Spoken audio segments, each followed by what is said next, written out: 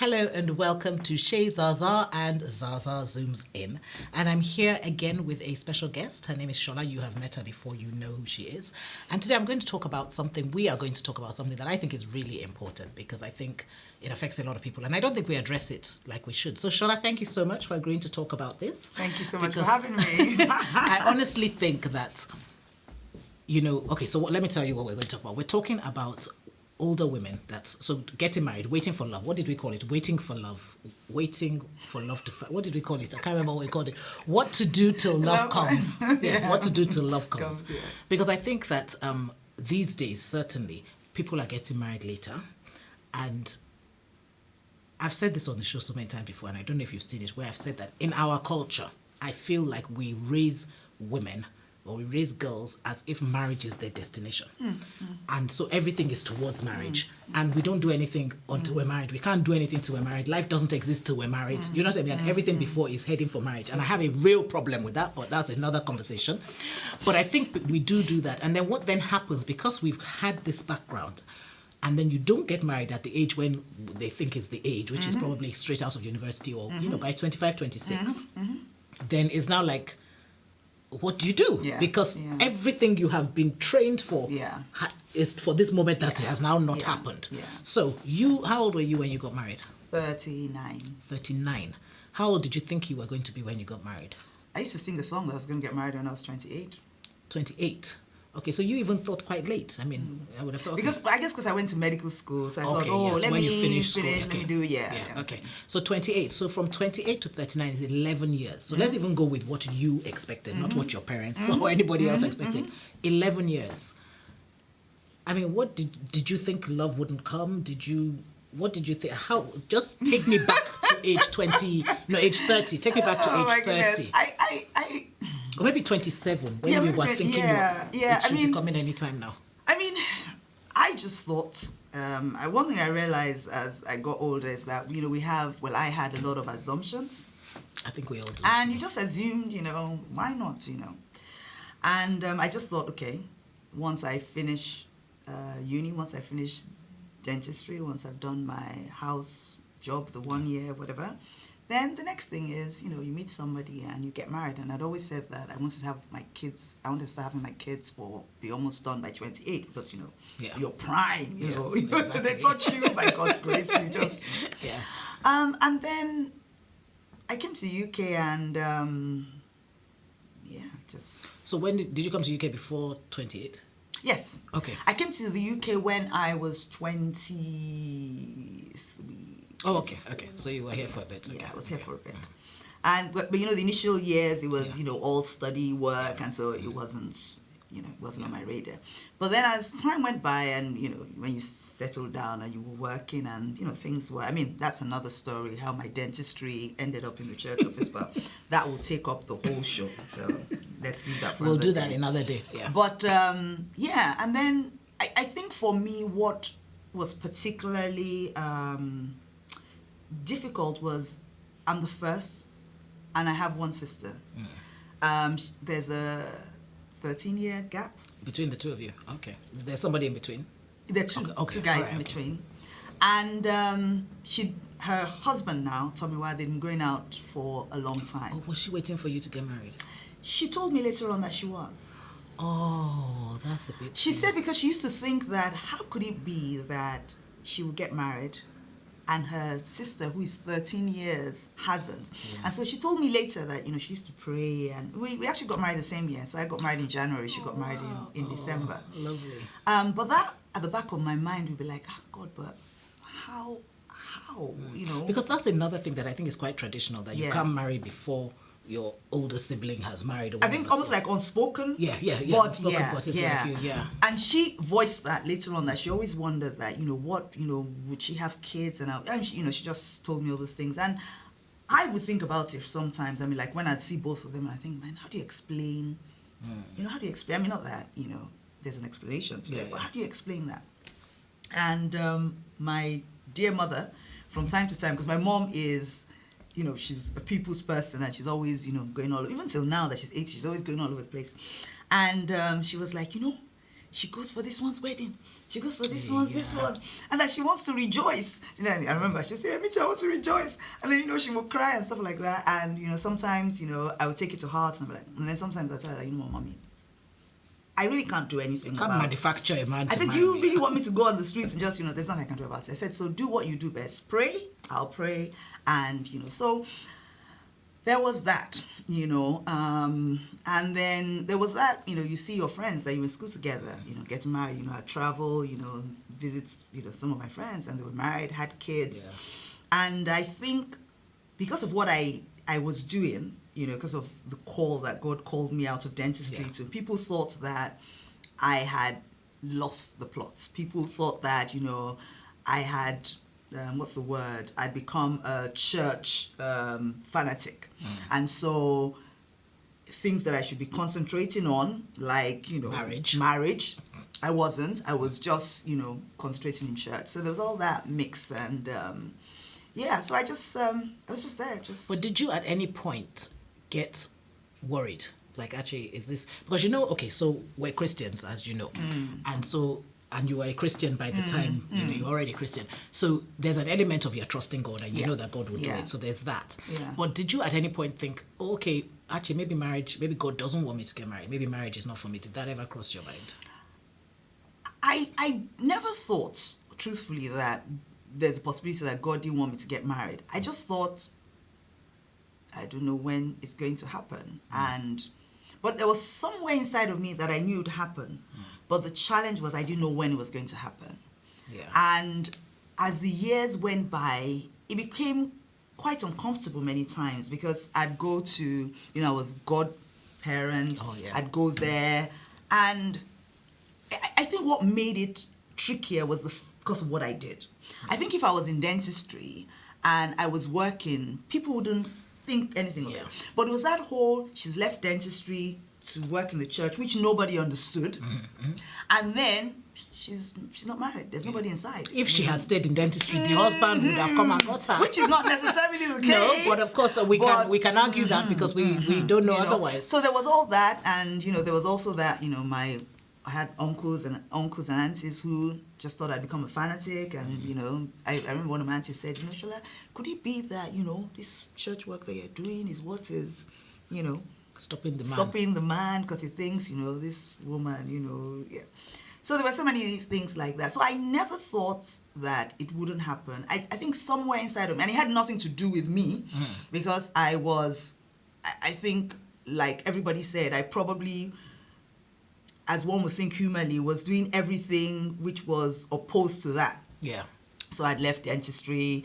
I was working in church office, and like I always say, Jesus' house 30 years ago is not Jesus' house now. You know. My father had just passed on, so a lot of people thought I was being irresponsible. I was quite a tomboy then who, you know, didn't really care what I looked like, and, you know, I just was a tomboy, loved traveling, and was oftentimes, I've been told, rough and scruffy. So I wasn't really doing anything that would attract a man. Yeah. So in terms of what we think would attract him. Exactly. Yes, I wasn't like I said in, you know, one of the previous Zazas that we had, that I wasn't exactly your friendliest of people. So some people, they're friendly and, you know, they're always, you know, out and about, and so you meet people. I wasn't doing that. Yeah. You know, I was, okay, go to church office, workaholic, come back at nighttime, fall asleep, watch a movie. And in fact, I used to joke, that was when those unlimited passes just came out. Oh, yeah. And I'd watch movies I'd go on Saturday, I'd go on Sunday. In fact, it was a standard joke. If you were looking for me, she's going to go and watch a movie. Or I'd rush back to watch EastEnders, the 10 o'clock rerun. Of course, this was before the days of, you know, replay and all that. So I wasn't doing anything that lent me to being found, if you like. So it was just a funny. Okay, but did you think, because I feel like there's so many older singles especially in the church environment who want to get married, but it hasn't happened yet. And I can't speak to whether they know for a fact that they're going to get married or what. I can't speak. And obviously, and single might mean divorced, might mean widowed, so just single older ladies. So I just think that, okay, so when I look, I think I said this to you, that I feel like yours was like an ultimate testimony because you decided that you were going to wait for the man. You kept yourself until the man came, and effectively you got the cream of the crop, like the most eligible bachelor at the time in the community, right? Which many people will be thinking, why did she get him? Exactly. I mean, I've been out there all this time. Do you understand what I'm saying? Yeah. But it's almost like God rewarded your faithfulness by giving you the best that was available. And sometimes I feel that, and I say this in every situation, not just getting married, when people are waiting for children, I always say, go and babysit somebody else's children. Like, sow where you want to reap, and just take the focus off yourself. And and I know for a fact that you are doing a bit of that in terms of, because I know, all right.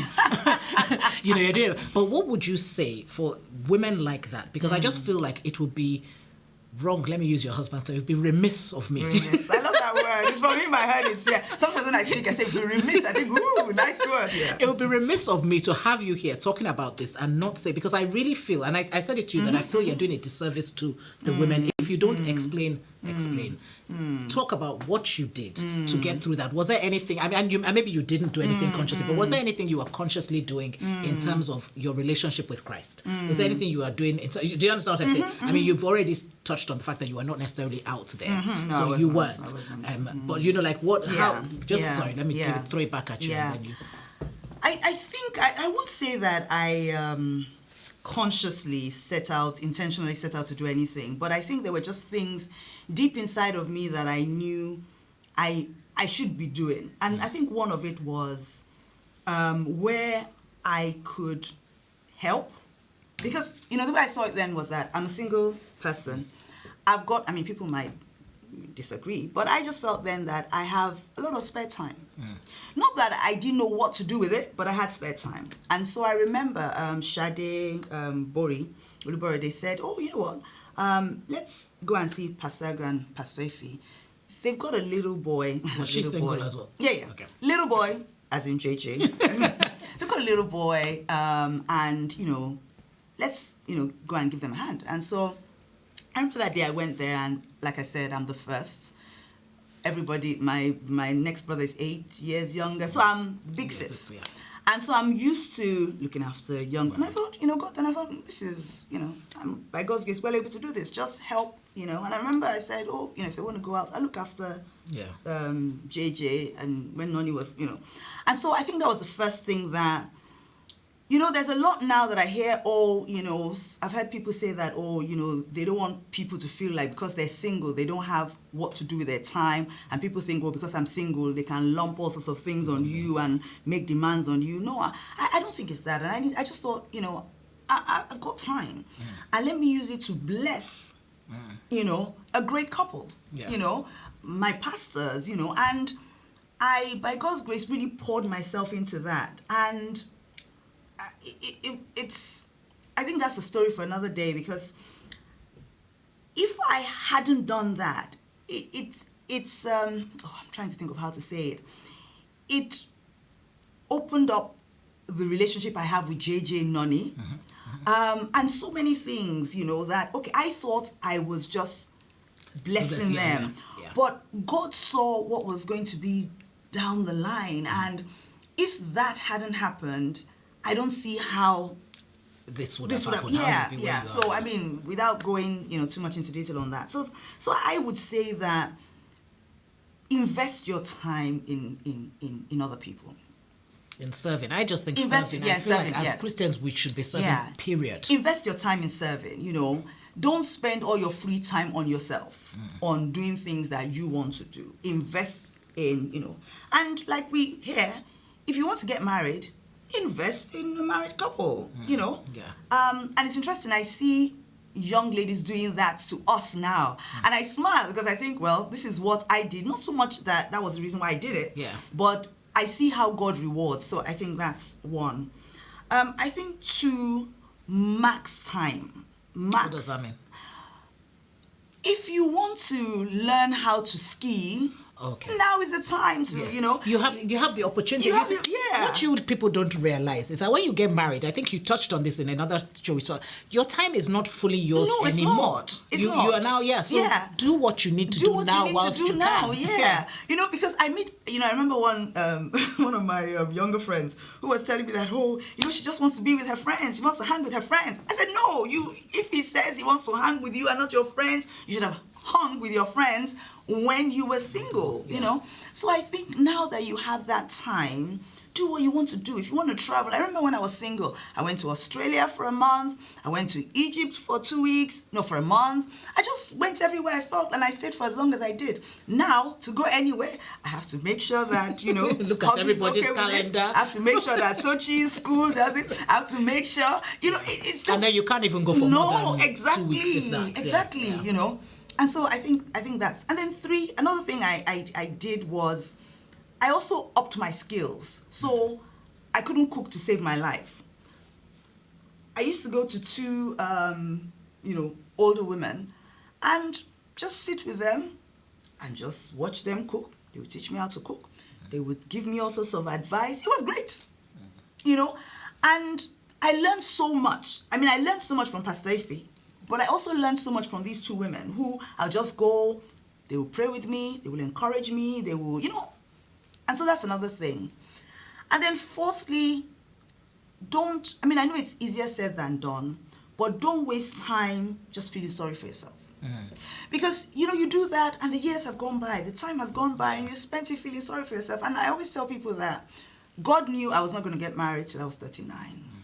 So I could have spent those 11 years feeling sorry for myself, being very sad, not doing anything, waiting for the husband to come and make me happy.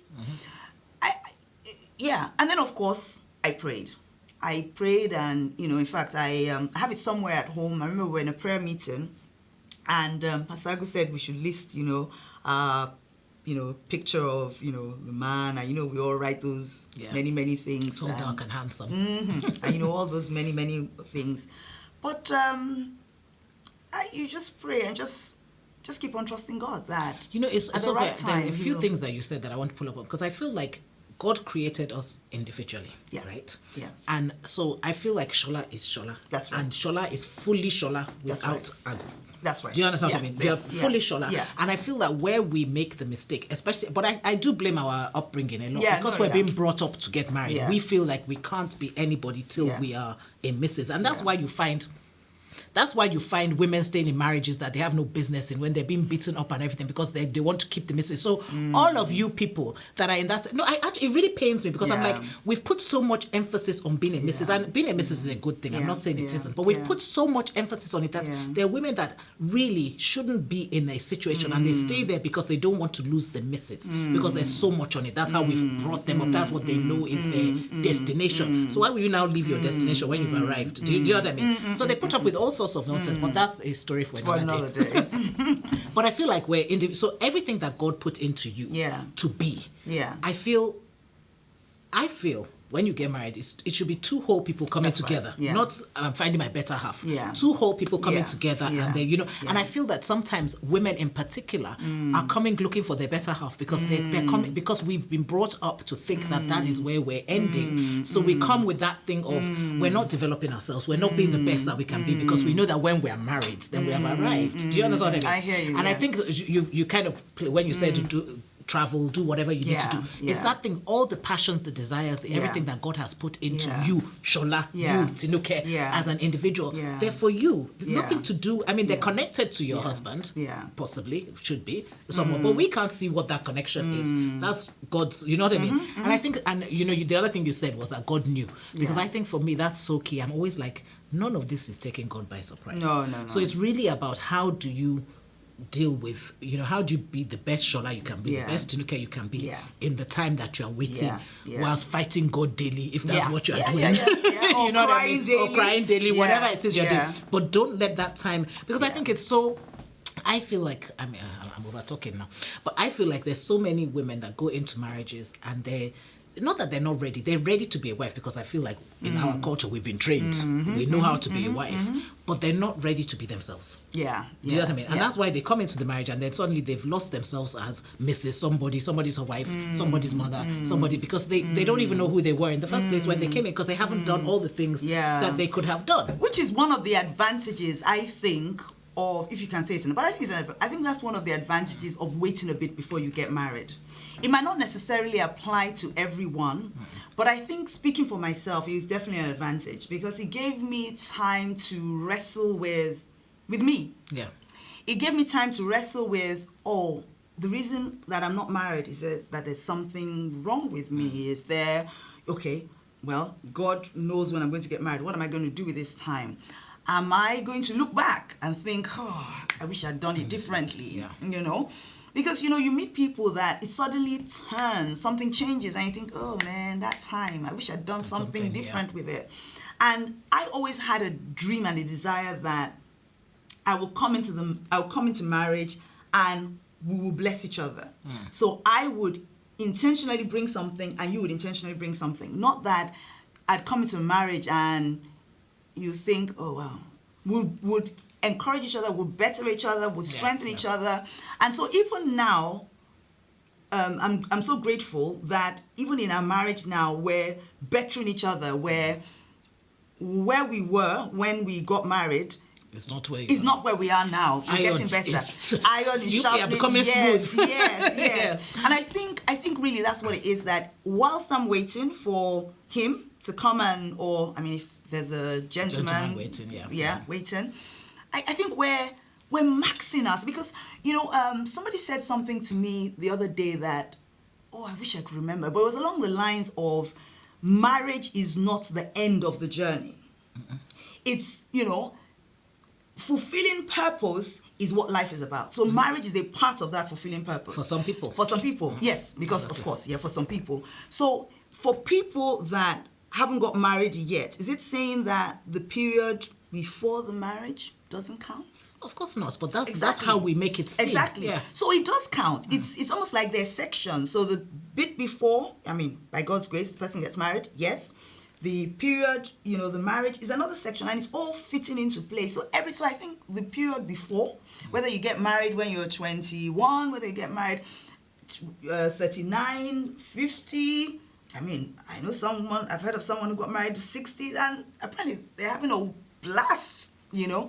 And I think it's just that intentionality that in us women, that, you know, we are God's. God has a purpose for us, as in us. It's not that the purpose starts when we get married, and it also doesn't mean that the purpose doesn't start if we don't get married. You know, well, the purpose starts from before we were in our mother's womb. You know what I mean? Exactly. So it's really about finding what your purpose is. And I think also there's an element of everybody's path is different. Yes, exactly. So what I might have got, and I don't even know if this is the right thing, but if there was something that I needed, maybe I was already ready to be a wife at 22, whereas you weren't ready till 29. There's also that part. You know what I mean? So that's possible. It might also be that there's certain things that I have to do and I can only do as a single person before. You know what I mean? Yes. But if I now say I'm not doing anything till I get married, then all those things I'm supposed to do as a single person don't get done. Exactly. Okay, you know what I mean? So I think it's really about knowing. I think that it's about, and I can't even speak to this because I got married very young. No, definitely you can. But what I mean is but I feel like it's almost like you kind of have to know who you are in Christ and where you're supposed to be going. And yes, your husband is part of, for most of us, your husband will be part of that journey. But he's a part of the journey. He's not the destination, which is how I think a lot of us think of it. Yeah, and that's why I think that for some people, when they're not married, it becomes almost like a breaking thing, you know, where it's almost like people feel like they're like, and I know we don't help, because I know there are things that people told me in my time. I know there are things, can you see my mom crying, or, you know, uncle, I remember when I bought the place then, my uncle said, don't I think that my buying a place will put the man off, that he'll be intimidated by the place? And I thought to myself, oh wow, They said that to my friend, and I said, your man would not be intimidated by this. Yeah. The one that is for you will not be. Will not All be, the ones that are yeah. intimidated by this, they're not your Yeah, husband. yeah. But she used to drive a bright yellow car, and she owned a flat, and everybody would say, hey, nobody can approach her because they can't give her anything. Why? Who said that what you have to bring is material? Exactly. Do you know what I mean? There's so many things, Yeah. So I think what I would, Okay, we because I have see that one our year, time so is our time almost. is going, so speak to the think camera. what That's I'd your like camera. to say to someone out there who's waiting, I'd like to say, don't give up. I always say it, and there's no time to go into it, that I couldn't have gotten married before the time that I did. I couldn't have gotten married to who I got married to before the time I did. And it's just to say that, just number one, just wait on God, just trust in Him. He always makes everything beautiful in His time. And then also to say that while you're waiting, please live your life.